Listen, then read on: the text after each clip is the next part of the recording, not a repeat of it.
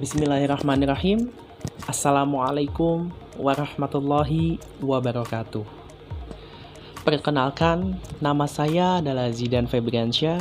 Saya adalah mahasiswa jurusan Komunikasi dan Penyiaran Islam semester 3B dengan nomor induk mahasiswa 1915-139. Baiklah, apa kabar semuanya? Apa kabar Ibu Fahma? Semoga Ibu Fahma selalu diberikan kesehatan oleh Allah Subhanahu wa taala dan semoga Ibu Fahma dijauhkan dari virus-virus seperti virus COVID-19 dan semoga Ibu Fahma selalu diberikan kekuatan untuk mengajar sejarah dakwah ini oleh Allah Subhanahu wa taala. Amin ya rabbal alamin.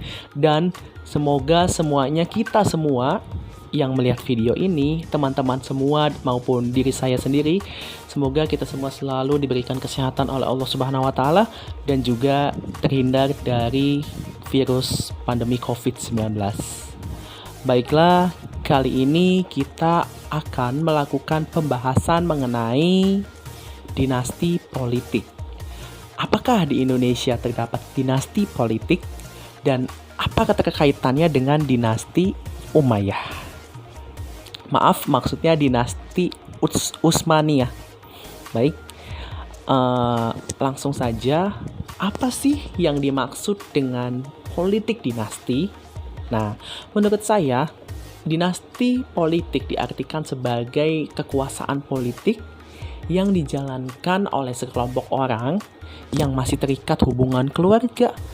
Nah, dinasti politik ini identik dengan kerajaan. Nah, sebab kekuasaan akan diwariskan nih dari turun-temurun, misalkan dari seorang ayah kepada anaknya, agar kekuasaan tetap berada di lingkaran keluarga. Nah, jadi dapat disimpulkan bahwasannya dinasti politik ini adalah merupakan suatu kepemimpinan yang turun-temurun antara ayah maupun dengan anaknya, ataupun antara satu orang pemimpin yang akan diturunkan dengan keluarganya maupun kerabatnya.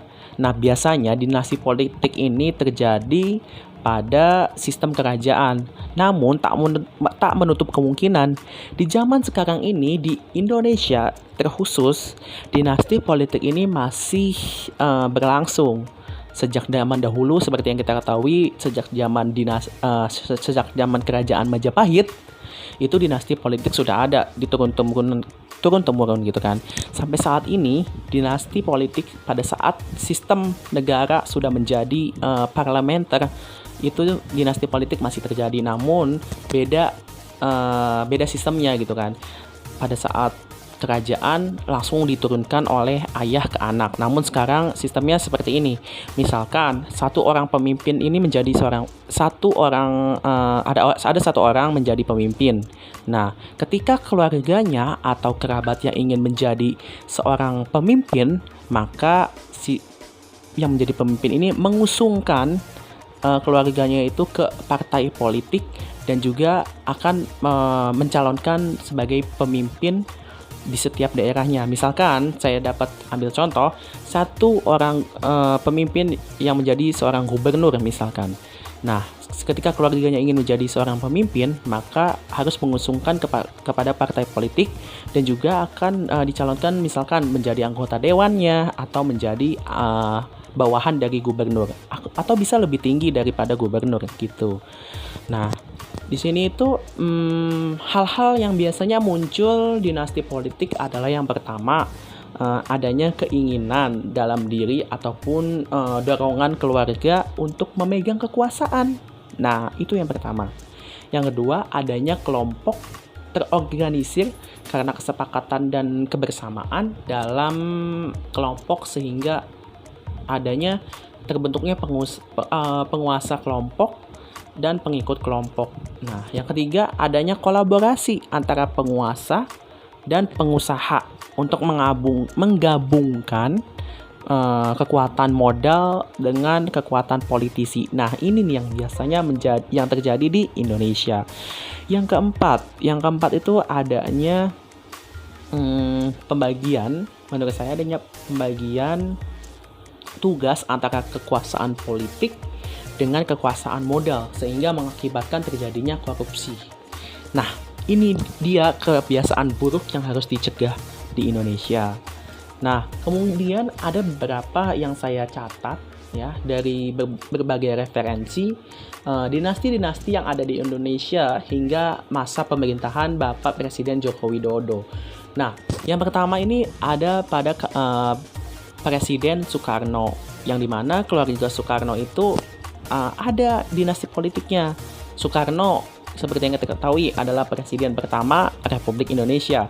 Presiden pada tahun 1945 sampai dengan 1967.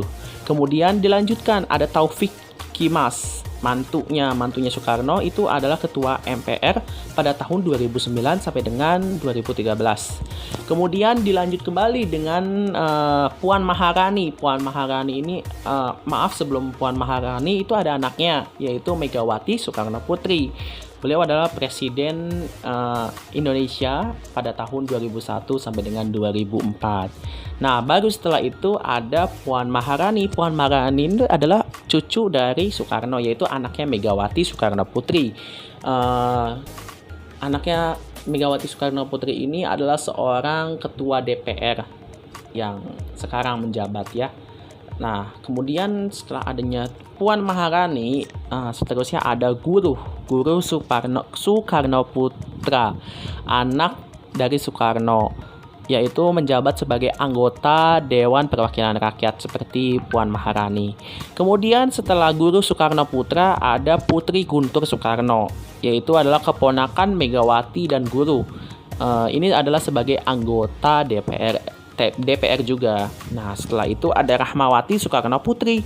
Rahmawati Soekarno Putri ini merupakan anak dari anggota merupakan anak dari Soekarno yang menjabat sebagai anggota Dewan Pertimbangan Presiden pada tahun 2007 sampai dengan 2009. Kemudian selain keluarga Soekarno ada juga keluarga Soeharto. Keluarga Soeharto ini yang pertama ada Siti Hardijanti Rukmana, yaitu anaknya yang menjabat sebagai Menteri Sosial pada tahun 1998. Kemudian ada Muhammad Ali Reza. Muhammad Ali Reza ini adalah cucu mantu. Nah, setelah itu ada Siti Hediati Haryadi sebagai anak yang juga sebagai anggota DPR. Kemudian ada Hutomo Mandala Putra. Hutomo Mandala Putra ini sebagai anak juga yang menjabat sebagai Menteri Pertahanan. Setelah itu, selain tadi Soeharto, selain tadi Soekarno, ada juga Hatta. Nah, pada Hatta ini, kan seperti yang kita ketahui, Bung Hatta adalah wakil presiden yang wakilnya Soekarno. Dan terus ada Mutia Hatta, anaknya, sebagai Menteri Negara Pemberdayaan Perempuan pada tahun 2009 sampai dengan 2014. Kemudian setelah Hatta, setelah Soekarno, setelah Soeharto, ada juga keluarganya Habibie. Nah, keluarganya Habibie ini tidak begitu banyak ya, hanya satu saja, yaitu keponakannya Rusli Habibie sebagai Gubernur Gorontalo. Kemudian selain Habibie ada juga keluarganya Abdurrahman Wahid atau Gus Dur. Nah, Abdurrahman Wahid ini mengusung satu, yaitu adiknya yang bernama Lili Khadijah Wahid yang menjabat sebagai anggota DPR pada tahun 2009 sampai dengan 2014. Selain itu, ada juga dari Bapak Susilo Bambang Yudhoyono pada tahun 2004 sampai dengan 2014 sebagai presiden yang mengusung Edi Baskoro Yudhoyono selaku anaknya, yaitu sebagai anggota DPR. Kemudian Hatta Rajasa sebagai besannya yang sekarang yang pada 2004 sampai dengan 2007 itu menjabat sebagai Menteri Perhubungan. Kemudian pada keluarganya Joko Widodo, Bapak Presiden kita, yaitu beliau juga adanya dinasti. Yang pertama Gibran Rakabuming Ningrat atau yang mana Gibran Rakabuming Raka ini sebagai putra yang sekarang menjadi wali kota Solo terpilih. Nah, setelah itu ada Bobi Nasution sebagai menantunya. yang menjabat sekarang menjadi wali kota Medan terpilih. Wah. Nah, itu dari Bapak Jokowi. Sekarang tidak jauh-jauh dari provinsi kita, yaitu ada keluarga Ratu atau Tubagus ya. Pada Ratu Atut kan seperti yang kita ketahui menjabat sebagai Gubernur Banten pada tahun 2005 sampai dengan 2014, dan juga kemudian Ratu Atut ini mengusung Hikmah Tomet selaku suaminya yang menjadi anggota DPR pada tahun 2009 sampai dengan 2014. Kemudian ada Andika Hazrumi, anaknya yang selaku Wakil Gubernur Banten sekarang ini. Kemudian ada Andira Aprilia Hikmah selaku anaknya anggota DPD. Kemudian ada Erosi Hairunisa selaku menantu anggota DPR juga. Tanto Warsono Arban selaku menantu sebagai Wakil Bupati Pandeglang. Kemudian ada Ratu Tatu Hasana sebagai adiknya yang sekarang menjabat sebagai Bupati Serang. Kemudian ada Tubagus Hairul Jaman yang itu adik tirinya sebagai anggota DPR yang sekarang ini. Kemudian ada Ratu Ria Mariana, adik tiri Wakil Ketua DPR sebagai Kota Serang, DPRD Kota Serang. Mohon maaf sebelumnya tadi ada yang berisik karena ya ini saya di rumah dan juga tentunya antara keluarga saya mempunyai kesibukan masing-masing. Kita lanjut kembali. Tadi sudah dipaparkan bahwasannya begitu banyak sekali dinasti yang ada di Indonesia di zaman sekarang. Nah, lantas apa sih kaitannya dinasti politik di Indonesia dengan pembelajaran dakwah pada masa Daulah Utsmaniyah? Tentu dinasti politik di Indonesia ini berbanding terbalik dengan pada saat masa Daulah Utsmaniyah. Mengapa? Karena dinasti politik di Indonesia ini menurut saya lebih kepada hawa nafsu mereka yang terlalu menggebu-gebu atas kekuasaan. Nah, selain hawa nafsu juga bahasa istilah kasarnya ini rakus gitu. Jadi ada seorang pemimpin ketika masa pemimpinannya habis, dia itu tidak mau rugi. Jadi disitulah dia mengusungkan keluarganya atau anaknya bahkan untuk menjadi seorang pemimpin yang berkuasa di negara Indonesia. Nah, beda halnya juga dengan masa Daulah Utsmaniyah. Tentu yang kita ketahui pada masa Daulah Utsmaniyah ini kan adalah sistemnya kerajaan yang dimana sultan baru itu selalu dipilih dari putra sultan sebelumnya. Namun di sini yang membedakan adalah sistem pendidikannya. Nah, sekolah istana yang kuat diarahkan untuk mengeliminasi calon pewaris yang tidak cocok dan menggalang dukungan elit penguasa terhadap seorang pewaris. Jadi nggak sembarangan milih, nggak sembarangan mencalonkan menjadi anggota dewan atau menjadi pemimpin gitu kan.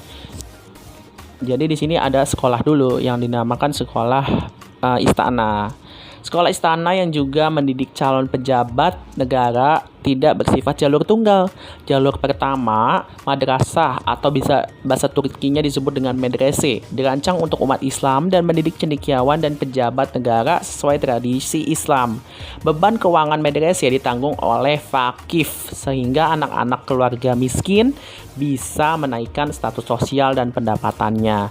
Jalur kedua adalah jalur asrama gratis untuk umat Kristen yang dimana disebut bahasa Turkinya itu Ederun yang merekrut 3.000 siswa tiap tahunnya dari kalangan putra Kristen antara 8 sampai 20 tahun dari 1 sampai 40 keluarga di komunitas-komunitas yang ada di Rumelia dan atau Balkan.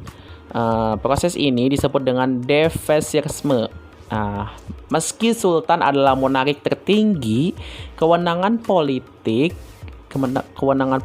ini dan eksekutif sultan didelegasikan ke orang lain. Politik negara melibatkan sejumlah penasihat dan menteri yang membentuk dewan bernama divan. Setelah abad ke-17 namanya berubah menjadi porte. Divan ketika negara Utsmaniyah masih berupa beylik. Nah, terdirinya dari pada tetua suku.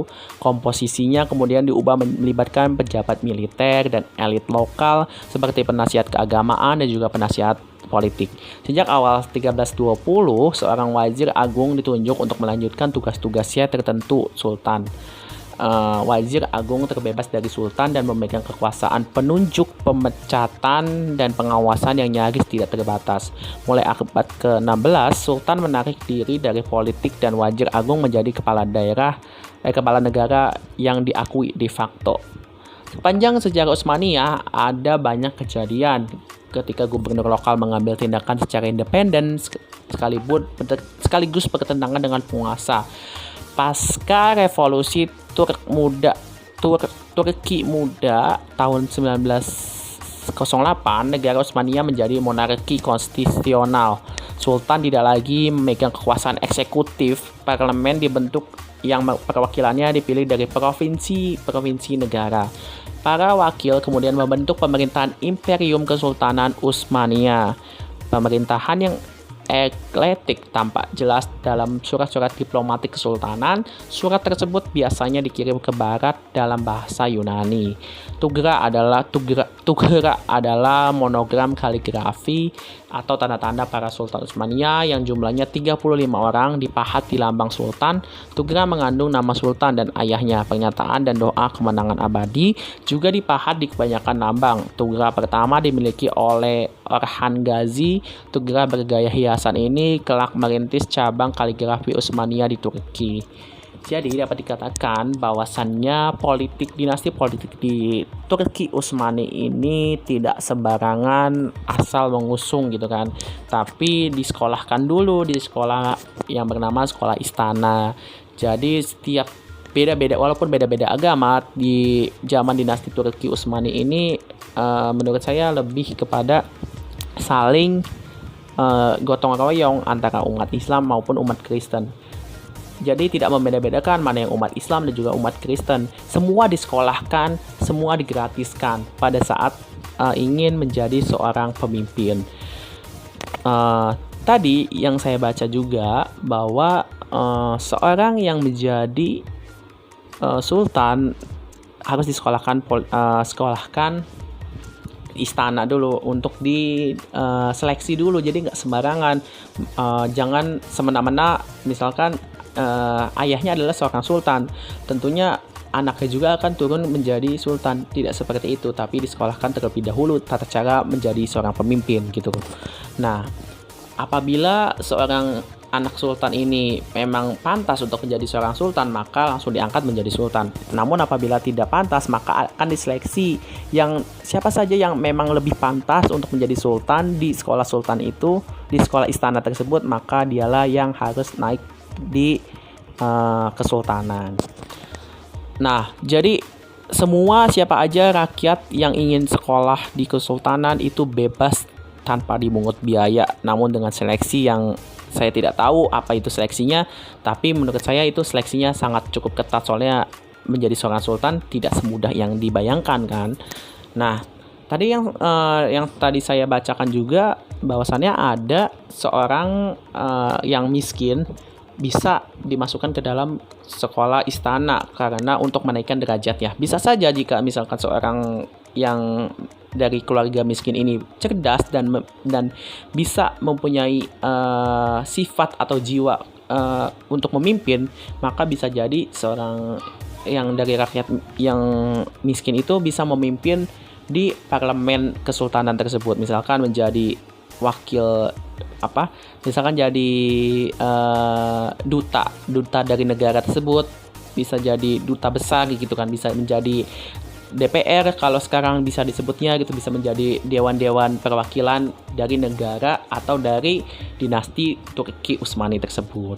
Nah, jadi mungkin itu saja yang dapat saya sampaikan antara dinasti Indonesia dan maksudnya dari dinasti politik yang ada di Indonesia dan juga dinasti dari Turki Utsmani.